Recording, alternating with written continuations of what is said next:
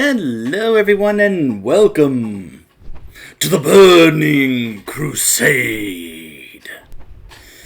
So yeah, we have now moved to a new era in the soloing dungeons section. And I guess to say that they tried to step up their game in the dungeons in the expansion of the Burning Crusade might be a bit of an understatement. I'm sure if I say the term Burning Crusade's dungeons, some of you old school players may kind of shudder in fear, almost like with a form of a post-traumatic stress disorder, thinking about the old TBC heroics and like, oh gosh, the nightmares.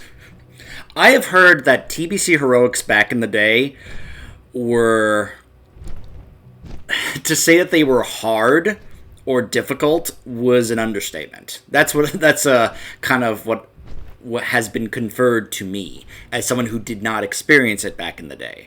Whether or not you are someone, if you're someone who did experience it, please, by all means, in the comment section, chime in and let me know, from your own personal experience, just how brutal old TBC heroics were back in the day.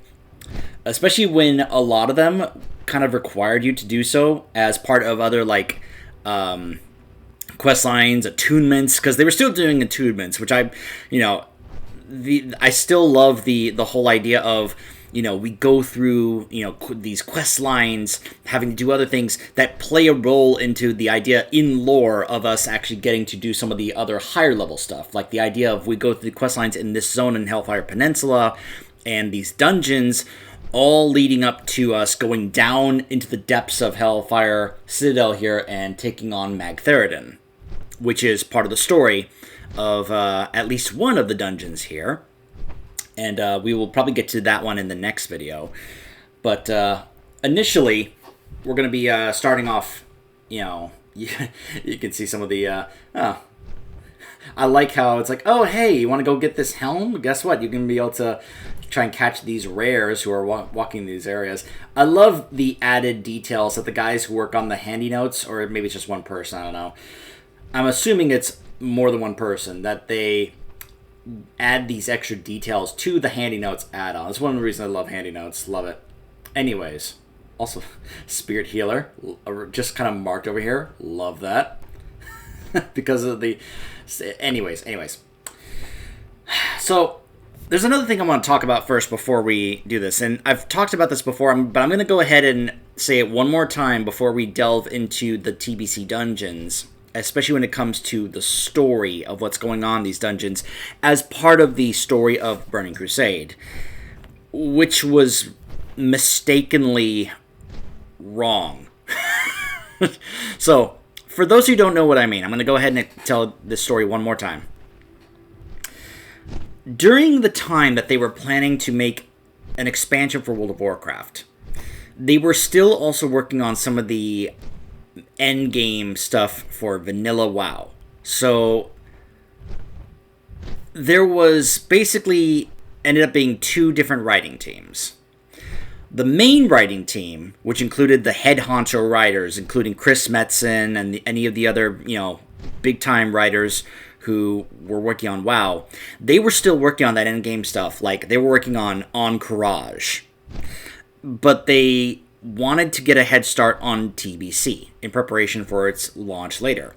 So they had a separate writing team made and asked them to go ahead and start working on and writing TBC. Here's the problem. That writing team had no one on board that actually knew the story of what had happened before. They didn't know, the characters. They didn't know the setting of the story. And I guess they were given kind of a general idea of what it was going to be about, and then written from there. And again, they had not played Warcraft 3. They didn't know, about the characters and such. So they were writing TBC. And they mistakenly, when they were writing about Illidan, they mistakenly thought he was a demon lord running the Burning Legion. As in, they thought he was Kil'jaeden. Now, by the time the main writing team had finished up vanilla and came to join working on TBC, production was a little already too late into the schedule for them to completely undo the damage that had been done, because they came back and looked at what they wrote and they were like, what have you done? This is not what, this is wrong.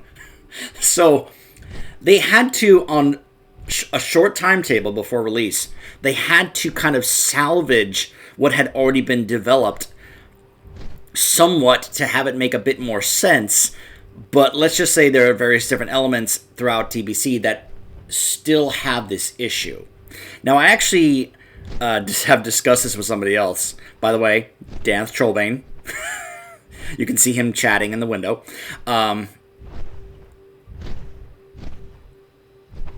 And we were, there was a term that we kind of came up for this. Actually, somebody else kind of shared the term with him, and then he kind of coined it into like his official phrase to describe this problem and issue whenever we were discussing the story elements of Burning Crusade, which is Alzheimer's. In other words, like kind of an Alzheimer's issue for Illidan. Kind of a quick little term to describe the problem with the story of TBC, that it's depicting Illidan as some evil demon lord when we know that's not Illidan. That's Kil'jaeden. Now, later on, when Legion came out, the writers tried to fix this even more so with things such as the book Illidan, which really helped flesh out what was going on in Burning Crusade. Like, it really did. Another element was the Demon Hunter starting zone as well. And, yeah. Like, they since have really tried to fix, but whenever I go back to TBC content, it's just kind of like, oh yeah, that's right, Alzheimer's. Just as a way to kind of remind myself.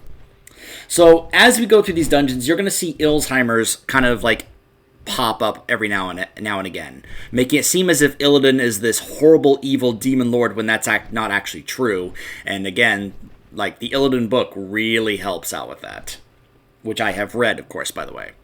And it also plays into the story of what's going on here at Hellfire Citadel. And, of course, part of the story as well is what you do here in this zone. There's the Horde area. There's the Alliance area. Memories. I'm sure some of you have much more nostalgic memories here than I do. Also, if you know the story of that road there. Yeah. But, one of the first WoW videos I did back in the, like, years ago was when I got one of my first leveling characters, my shaman, up higher level enough to do TBC content. I walked through the Dark Portal, and I showed up here, and I started questing in this area. And, yeah. Anyways. So, the first dungeon for TBC that we're going to be doing today is called Hellfire Ramparts. We are on my warrior here, which I do love this armor set along with these weapons. I spent a lot of time getting these weapons. These are the secret appearance for the Fury Warrior artifact from Legion. It took me a long time to get these because not only did I have to get exalted with the Valajar in Stormheim, but then you also had to farm 2 different world bosses, which were dragons, in order to be able to actually create these particular 2-handed weapons here. Yeah. Took me a long time to get these made. So I like using them just to kind of be like, look, I spent a lot of time getting these, I'm going to use them, darn it. But, yeah, I'm also, part of the reason I'm bringing him here is because there are some things here I would not mind acquiring weapon-wise for transmog. So, yeah, like there's a mace here, there's a polearm here, there's a sword here, there's a number of things I do not have. You can see it, you have not collected this appearance. Yeah, what I'm chuckling about is when it says, it's like, hey, this is an upgrade. I'm like, okay, come on, seriously. Also, this character has not done this dungeon because the quests are still here. Makra! The War Chief has ordered an invasion of the Hellfire Citadel, starting with these exposed ramparts. Dabu! Watchkeeper Gargamar and Vazudun the Herald are in charge of defending these ramparts. If you take them out, their forces will be in complete disarray. Slay them both, and bring me proof so the invasion can begin. Farewell! For the Horde! One of our scouts brought back unpleasant news. We have spotted a powerful agent of the Burning Legion in the Ramparts. I need you to kill this demon before he has a chance to relay news of our efforts to his superiors. Strength! Victory! The fell orcs have stockpiled many of their supplies here. Stealing them would be a severe blow to their war effort, and a great boon to ours. Are you up to the task, warrior? Dabu! At the heart of Outland's barren Hellfire Peninsula stands Hellfire Citadel, a nearly impenetrable bastion that served as the Horde's base of operations throughout the First and Second Wars. Fell Orcs. Yeah, red Fell Orcs. A little different than the demonic orcs that partook in Manaroth's blood, not Magtheridon's. Well, these ones actually somewhat did, but I'll talk about that when we get to the Blood Furnace. But, yeah, needless to say, these guys... Now, here's the funny part. It mentioned the Burning Legion. That's not entirely true. This is actually an Illidari stronghold, not a Burning Legion stronghold. Now, again, I want to once again remind yourself, Alzheimer's. But, yeah, let's just say it's also trying to establish that...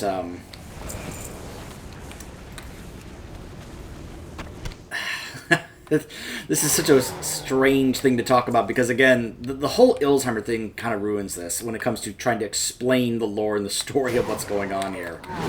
But, yeah, Illidan has some of his forces here. Now, it's mainly because, of course, of Magtheridon, and this is, all again, touched upon even more so in the book. But the Burning Legion, this is not actually their stronghold and such, even though it's kind of somewhat supposed to be. It's more so you'll see kind of the Legion and such in other areas as well, but, like, Illidan's kind of, like, main Illidari forces are here for Magtheridon, as well as in, you know, yeah, the Shadowmoon Valley area, so. Now, I also want to mention that when it came to Burning Crusade, they were stepping their game up when it came to quality, when it came to things such as, the design of the dungeons. We no longer have these gigantic, huge dungeons that we have so much ground to cover. This is the map of this dungeon. Not too big. Pretty simple, pretty straightforward, and I much rather prefer that compared to, say, some of the other ones we just went through, which, remember, those were considered 10-man raids back in the day. Also, you're going to hear a bit more voice acting from the bosses and such in these dungeons compared to in vanilla. Like, we didn't even get to hear voice acting from Thorison in Blackrock Depths. Like, it was very rare to hear voice acting in the era of vanilla, so getting to hear it for, like, Executus and Ragnaros when you did the Molten Core, it was a very rare thing, but it made sense they did it for that because that was, you know, the big 40-man raid that they were having you do. So that is kind of important to note. So, which one is this? Oh, yeah, because he's here. There he is. So you're going to get to hear some other more signature voice acting as we go through these dungeons, some of which are pretty great. Also, you'll notice that we're earning reputation because this was also part of TBC, even though it was back in Nilla, because you had the warlords, the Hydraxian water people reputation in Molten Core, but yeah, the dungeons played quite a role. You had to do the dungeons quite a bit in TBC when it came to things like doing rep and such. But this is Watchkeeper Gargamar. Reviled against the denizens of Outland, Gargamar is known to eat the hearts of those he catches near the Hellfire Citadel, whether they were trying to enter or not. Charged by Kargath Bladefist himself with the defense of the ramparts, Watchkeeper Gargamar is unflinching in his duty. So yeah, you'll also notice tons of trash in this area.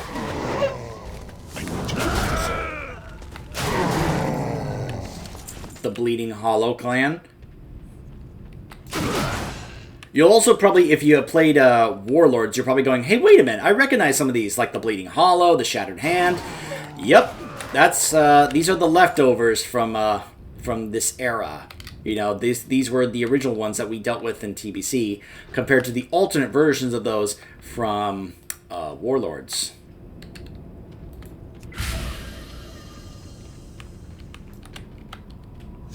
Hello.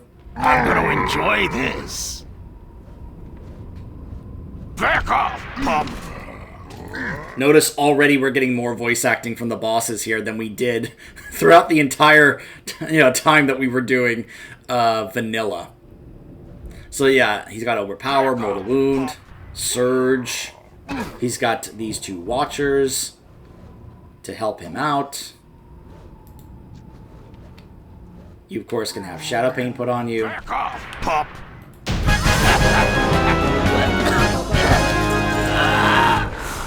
Hey, I got the Shadowrend Longblade.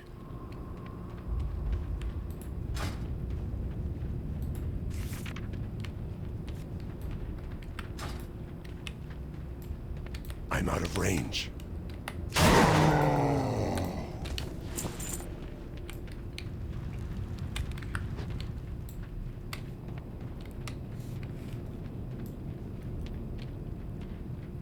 We'll see what luck I get when it comes to the drops for the other bosses in here.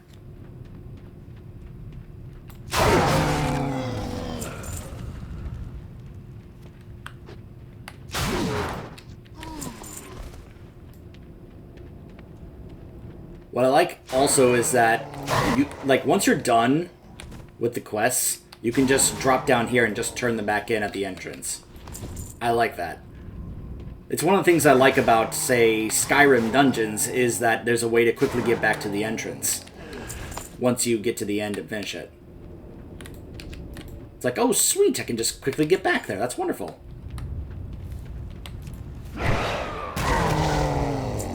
Alright, so this is the demon that he told us we need to take care of before he reports back to the Burning Legion, which is funny considering that this is an Illidari place, not a Burning Legion place.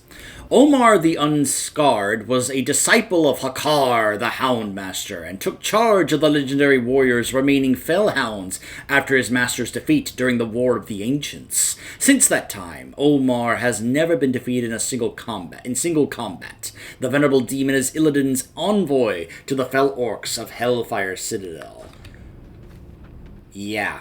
Now, this is somewhat of a, oh my gosh, there are demons working for Illidan. Which is like, Again, Alzheimer's. I will not be defeated! So he has, Akor Shakai! Feast, my pet! Eat your fill! So yeah, he'll summon these fiendish hounds, which have Drain Life. He's got Bane of Treachery, Shadow Bolt, Orbital Strike. He'll just keep summoning more hounds.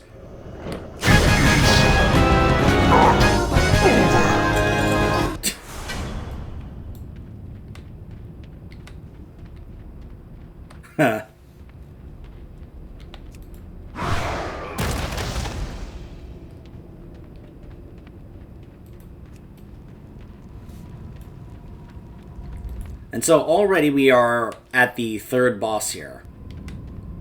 Vazrudan the Herald. Vazrudan guards the vital line of supplies, messages, and forces flowing between Hellfire Citadel and the Black Temple. Astride his magnificent netherdrake, Nazan, Vazrudan presents an unstoppable aerial force of fire claws and shrieking terror. The fact that he's also riding a netherdrake is also supposed to be one of those moments like, wait, what? Oh my gosh! They have nether drakes! Like, it's supposed to be kind of a big deal, the reveal of him using a nether drake. You have faced many challenges. Pity they were all in vain. Soon your people will kneel to my lord! You are nothing. I answer a higher call.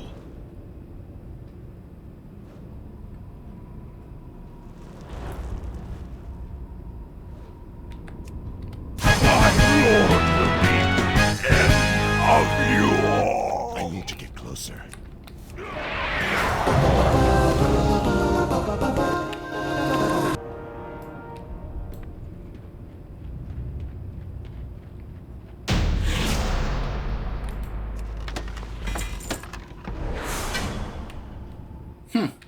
Well, I didn't get the pole arm, but I did get Ursol's claw.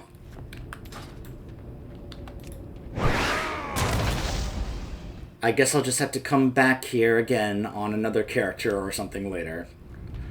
Oh, shrug. See, this is one of those farms I don't mind doing because it's so small, condensed, and short. Like, that did not take very long at all going through this, compared to just the last one we did, Blackrock Depths, which took me like an hour and a half to do. But this one, like, it's already just 20 minutes and we're already done, and I spent a chunk of that just talking. Zug Zug. Victory! Strength! With their leadership dead, their forces should be in disarray. But there's far more to this than killing a few guards, warrior. For the Horde! Farewell! It's been upgraded.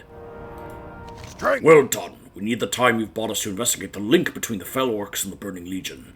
You very well may have saved hundreds of lives through your actions. Dabu! Farewell! For Well the done. Horde! The long-term effects of this attack will be far worse than slaying a few orcs could ever be.